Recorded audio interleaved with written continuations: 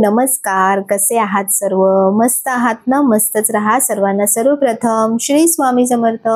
तुम्हाला सर्वांना आजचा दिवस खूप छान आनंदाचा आणि आरोग्यदायी जाओ.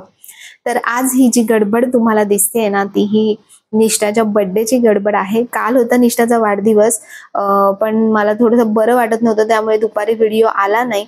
तर म्हटलं चला आता संध्याकाळी तरी व्हिडिओ तुमच्यापर्यंत गेला पाहिजे. तर माझी ही जी गडबड चालू आहे ना, ही मी आज मस्त अशी पावभाजी बनवते. आणि आईंकडून म्हणजे सासूबाईंकडून हा पितळेचा टोप आणला होता. त्याच्यामध्ये ना पावभाजीची टेस्ट आणखीन मस्तच झाली होती. जवळपास 20 लोकांसाठी मला टोटल म्हणजे अशी पावभाजी बनवायची होती. तर त्याच्या हिशोबाने मी जवळपास 2 किलोपर्यंत भाजी घेतली होती आणि 1 किलो टोमॅटो घेतले होते. म्हणजे टोटल जी भाजी आहे ना, ती मला 3.5-4 किलोपर्यंत तरी भाजीचा माझा अंदाज होता, की एवढी भाजी बनवली. कारण भाजी जास्त झाली ना तर चालेल, पण कमी पडता कामा नये. तर म्हणून त्यानुसार अंदाज चालू होता. आणि आता बऱ्यापैकी जमतं. म्हणजे पहिले अंदाज एवढा जमायचा नाही, पण आता करून करून आहे ना, आपोआप त्या गोष्टींची आपल्याला सवय होते. तर इथे माझी भाजीची तयारी चालू आहे. तोपर्यंत इथे बघा ऋतिक आलाय. ऋतिकला ना म्हणजे तुम्ही जे विचारता की स्वामींचा आणि दत्त महाराजांचा जो फोटो आहे, तर त्याने स्वतः तो हाताने काढलाय. तर बरेच जण विचारतायत की त्यांना सुद्धा हवा आहे. तर ऋतिकचा जो इन्स्टाचा आयडी आहे, तर तो मी तुम्हाला देते डिस्क्रिप्शन मध्ये. तर तुम्ही तिथे जाऊन त्याला मेसेज करा. तो तुम्हाला नक्कीच तिथे कॉन्टॅक्ट करेल, ज्यांना पण हवा असेल तो फोटो बनवून. आणि मी तुम्हाला एक गोष्ट सांगते की तो हाताने काढावा लागतो. त्याला जवळपास 15 ते 20 दिवस लागतात तो फोटो काढण्यासाठी. तर प्रचंड मेहनत सुद्धा असते त्याच्यामध्ये. तर तुम्ही त्याला कॉन्टॅक्ट करा, तर तुम्हाला नक्कीच सांगेल की फोटो कसा कितीला पडेल वगैरे. आणि आता इथे माझ्या भाज्या शिजवून झाल्या आहेत. हा माझा 5 लिटरचा कुकर आहे आणि त्याच्यामध्ये बघा मी सगळ्या भाज्या टोटल शिजवून घेतल्या मस्त. इथे टोमॅटो 1 किलो टोमॅटो घेतले होते, त्याची प्युरी करून ठेवली आहे. त्यानंतर अद्रक लसूण पेस्ट बनवून ठेवली आहे. मसाला घेऊन ठेवलाय. ज्या ज्या गोष्टी आपल्याला घालायच्या आहेत ना, त्या अशा सगळ्या एकत्र समोरच ठेवायच्या. नाहीतर ना गडबड मध्ये कधी कधी काय होतं की एखादी गोष्ट जर दुसरीकडे ठेवली असेल तर आपण टाकायची विसरूनच जातो. तर म्हणून मी एकदा असं झालं होतं माझ्याकडून. तर त्याच्यामुळे मी आता ही गोष्ट नेहमी लक्षात ठेवते की जे पण आपल्याला फोडणीला घालायचंय तर ते पहिले समोर ठेवायचं. आणि तुम्ही मला विचारलं होतं की ताई ही चिमणी कुठल्या कंपनीची तू लावली असते? ही एलिकाची चिमणी आहे. आणि खरंच सांगते तुम्हाला की जेव्हा सुरुवातीला मी चिमणी घेतली होती ना, तर मला असं वाटत होतं की म्हणजे ह्याचा खरंच यूज होईल का तेवढा, की फक्त किचनला डेकोरेट करण्यासाठी चिमणी लावतात. पण तुम्हाला खरोखर सांगते की खूप खूप खूप उपयोग होतो. कारण पण तुम्ही जी इंटरनल म्हणजे असते ना ज्याच्यामध्ये, तशी चिमणी नका घेऊ. प्रॉपर जी पाईपची चिमणी असते ना तशी घ्या, जी क्लिनिंगला पण इझी जाते. आणि अशा ज्या फोडण्या आपण करतो, जेव्हा आपलं किचन थोडंसं बंदिस्त असतं, तर फोडण्या करतो ना, तुमच्या प्लॅटफॉर्मला किंवा समोरच्या तुमच्या प्लॅटफॉर्मच्या भिंतीला अजिबात काहीही चिकटा कुठेही येत नाही. आणि इवन जो वास असतो म्हणजे धूर वगैरे असतो, तोही घरामध्ये होत नाही. आपण ज्याला खकाना वगैरे म्हणतो ना, तसाही होत नाही. तर खूप कामाची गोष्ट आहे चिमणी.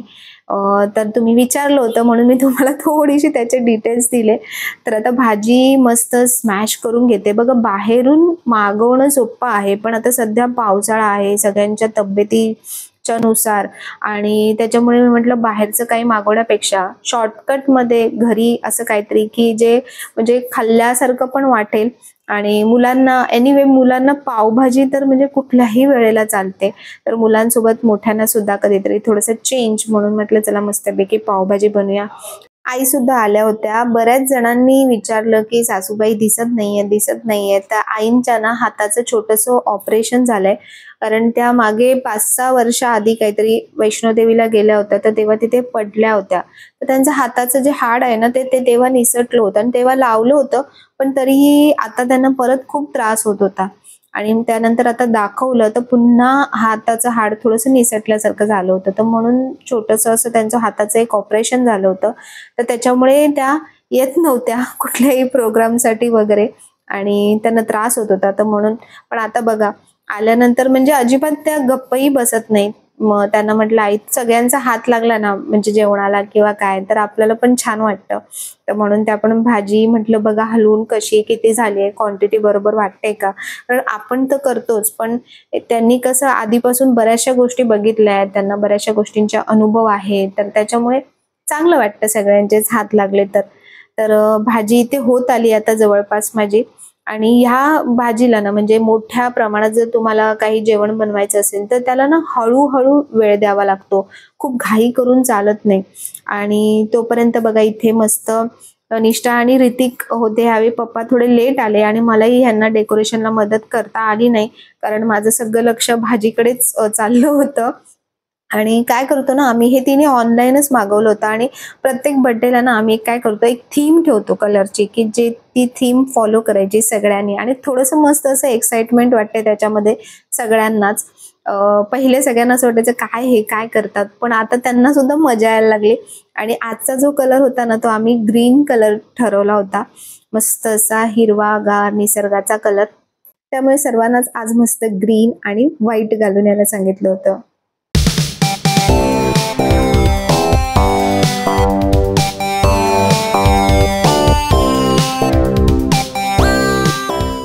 तर जेवढं एक्साइटमेंट असतं ना तेवढीच कामं सुद्धा असतात. पण मला हे चांगलं वाटतं, की कोणी यायच्या आधी जर आपलं सगळं आवरून घेतलं ना तर आपल्याला त्यांच्यासोबत वेळ देता येतो. नाहीतर मग सगळा वेळ आपला फक्त कामं आवरण्यामध्येच निघून जातो. तर म्हणून माझं म्हणजे टार्गेट होतं, की सगळे यायच्या आधी भाजी रेडी करून ठेवायची. त्यानंतर मग कसं पाव भाजणं किंवा बाकीच्या गोष्टी करणं हे तर आपल्याला वेळेवरतीच करावं लागतं.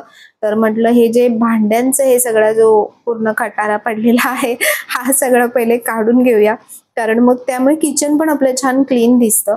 तर बघा आता सगळे एक एक एक एक यायला सुरुवात झाली होती. भाऊ आला होता, वहिनी आली होती, त्यानंतर पप्पा आले आहेत, मावशी आली आहे, काका पण आले आहेत आज. आणि मावशीने छान केक बनवून आणला. त्यानंतर आई आहे, बाबा आहेत. तर सगळे जेव्हा असे एक छोट्याशा कार्यक्रमासाठी सुद्धा सगळे एकत्र येतात ना तेव्हा आणखीनच धमाल येते त्या कार्यक्रमामध्ये, आणखीन मजा येते. हा जो तुम्हाला राईट साईडचा जो ग्रीन केक दिसतो ना तो मावशीने घरी बनवून आणलाय आणि अगदी अगदी म्हणजे रेडीमेड केक पेक्षा सुद्धा खूप टेस्टी लागत होता. तिने छान रोज फ्लेवर बनवून आणला होता आणि हा आम्ही केक बनवायला म्हणजे ऑर्डर दिली होती. तर हा पण खूप सुंदर बनवला होता, पण केकची टेस्ट थोडी मला एवढी खास नाही वाटली. बाकी दिसायला तर एकदम म्हणजे एक नंबर, जसं त्यांना फोटो दिला होता ना तसाच्या तसा सेम त्यांनी केक बनवून दिला होता. आणि या केकची तर बातच वेगळी होती, म्हणजे एकदम दिसायला पण एक नंबर आणि टेस्टला सुद्धा एक नंबरच होता. तर इथे बघा काय चाललंय, फोटो काढून घेत होतो आम्ही पहिले, कारण नंतर ना एकदा केक कटिंग झालं ना की सगळ्यांची खाण्याची घाई आणि निघण्याची घाई असते. तर त्याच्यामुळे आम्ही म्हटलं की पहिले आरामात जोपर्यंत सगळे अजून निष्ठाचे मित्र किंवा मैत्रिणी किंवा आजूबाजूचे वगैरे येणार होते, तर म्हटलं तोपर्यंत आपण मस्त सगळे फ्रेश दिसतायत आणि फ्रेश वाटतायत तर सगळ्यांचे मस्त फोटोज काढून घेऊ. कारण ह्याच ज्या मेमरीज असतात, म्हणजे आपण जे फोटोज किंवा काय करतो ना हेच मेमरीज असतात. नंतर आपल्याला त्या छान जेव्हा बघतो ना आपण तेव्हा आपल्याला खूप भारी वाटतं, की अरे तेव्हा हा असा दिसत होता, ही अशी दिसत होती, असा बर्थडे केला होता, असं म्हणजे हेच ते क्षण आहेत खूप आठवणीचे. तर म्हणून आता पहिले आरती म्हणजे औक्षण करून घेतोय. त्या घरामध्ये सुद्धा जी समोरची माझी भिंत होती जिथे टाईल्स लावले होते तर तिथे आम्ही डेकोरेशन करायचो, पण तिथे जागा खूपच कमी पडायची. म्हणजे ती भिंत जर पॅक केली आणि तिथे फॅन पण जवळ होता त्यामुळे फॅनही लावता यायचा नाही, त्यामुळे प्रचंड गरम व्हायचं सगळीकडून. पण इथे छान आहे की जागा व्यवस्थित होती. समोरची जी भिंत आहे म्हणजे समोरची जी जागा आहे ना तिथे पडदे लावले, तिथेच आम्ही असं डेकोरेशन केलं छोटंसं. आणि हे ॲमेझॉनवरून मागवलंय तिने, निष्ठानेच मागवलं होतं. आणि जसं मागवलं होतं ना म्हणजे जसं फोटोजमध्ये होतं ना तसंच क्वालिटी वगैरे बलून्सची खूप छान आली आहे. तर ह्याची सुद्धा लिंक मी तुम्हाला डिस्क्रिप्शनमध्ये देईनच. जर तुम्हाला खरंच हवं असेल ना तुम्ही नक्की मागवा, फुगे खूप छान आले होते. तर या 2 कार्टून सुद्धा असतात आणि त्यांच्यामुळे आणखीन जास्त मजा येते. कारण बर्थडे म्हटल्यानंतर जर लहान मुलं नसेल बर्थडेमध्ये तर बर्थडेला मजाच येत नाही. तर सगळ्यांनी आरती केली आणि मुलांना ना या गोष्टीचा खूप कंटाळा येतो, कारण सगळे टिक्के लावत राहतात, तांदूळ लावत राहतात, तेल लावत राहतात. तर ते कसं त्यांचं असतं, अरे माझा मेकअप खराब होतोय, असं तसं खूप चालू असतं. पण असो, आपल्याला ज्या गोष्टी आहेत त्या करणं भागच आहे. त्यानंतर हे बघा, हे आहेत आमचे आताचे नवीन शेजारी आणि खूप मस्त आहेत स्वभावाने आणि भारी वाटतं. म्हणजे त्यांना बोलवलं तर ते आले बर्थडेला आणि छान वाटलं आम्हाला पण, बोलायला वगैरे पण मस्त आहेत शेजारी, त्यामुळे बरं वाटतंय. तर सगळ्यांनी असं मिळून जुळून राहिलं ना तर आणखीन चांगलं वाटतं. आजकाल तर काय आपण म्हणजे प्रत्येकाच्या घरी जाऊन तर बसत नाही, पण समोर माणूस आल्यानंतर सुद्धा एक स्माइल दिली किंवा छान बोललं तरी पण आपल्याला खूप मस्त वाटतं. आणि आमच्या सोबत आपले सगळे देव सुद्धा इथे आपल्या वाढदिवसाला त्यांनी सुद्धा सगळ्यांनी अशी मस्तपैकी हजेरी लावलेली आहे. Happy birthday to you, happy birthday to you, happy birthday dear Nishtha, happy birthday to you. May God bless you, dear. Happy birthday, dear Nisha. Happy birthday to you.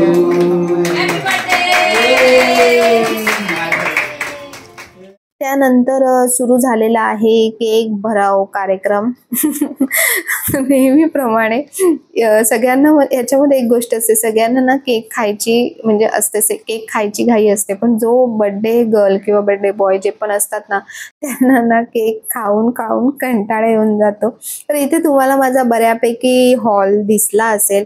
बऱ्याच कमेंट्स आहेत की ताई तू होम टूर कर, home tour कर. तर home tour मी का करत नाहीये ह्याचं मी स्पेसिफिक कारण तुम्हाला नक्कीच देणार आहे, म्हणजे सांगणार आहे की का होम टूर देत नाहीये. त्याचं कारणाशिवाय कुठलीच गोष्ट कधी मी करत नाही. तर हे बघा, हे जे शेजारी होते ना त्यांची मुलं आहेत, त्यानंतर ह्या चंगू मंगू आहेत. तर ह्यांची खरंच खूप मजा येते असल्या ना की एकदम फ्रेश वाटतं, छान. आणि आता निर्वी सुद्धा खूप एन्जॉय करते. ही दृष्टी आहे आणि ही निर्वी आहे, माझ्या भावाच्या मुली आहेत दोघी पण. जे नवीन असतील त्यांना माहिती नसेल तर त्यांच्यासाठी मी सांगते. आणि असं मग सगळ्यांचं जेवण सुरू झालं पटापट. तर सगळे मदत करतात आणि त्यामुळे ती गोष्ट आणखीन पटपट होते. बघा, कोणी बसून राहत नाही. ऋतिक पण छान मदत करतोय वाढायला, द्यायला, वहिनीने, मावशीने सगळ्यांनी मदत केली. त्यामुळे आपण एकटं थकून जात नाही कुठल्या गोष्टीसाठी. आणि खरंच सगळे एकत्र आले ना की त्याची मजाच खूप वेगळी असते. तर आता आम्ही सगळ्यांचं झालं आणि शेवटी आम्ही असं मस्त आता रिलॅक्स मध्ये आता पावभाजी खायला बसलोय.